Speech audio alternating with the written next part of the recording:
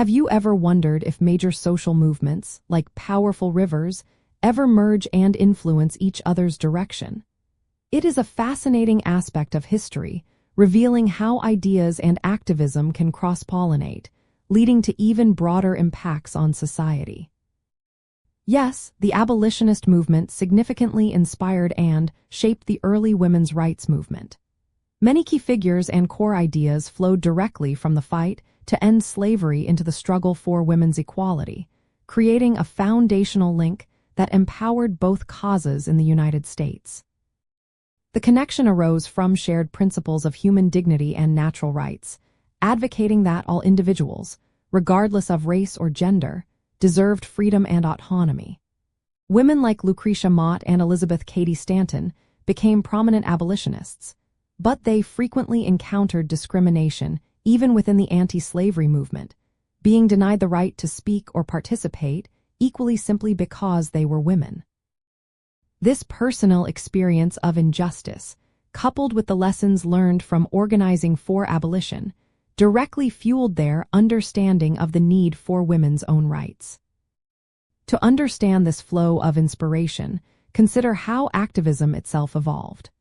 Women gained invaluable experience in public speaking, organizing meetings, circulating petitions, and campaigning for legislative change while working to end slavery. These skills were then directly applied to the nascent women's rights cause.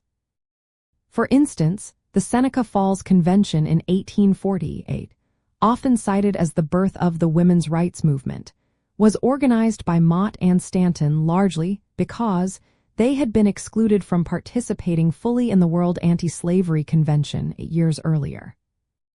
An interesting historical detail is how the very language used by abolitionists for racial equality, such as demanding the right to vote, was adapted by women's rights advocates.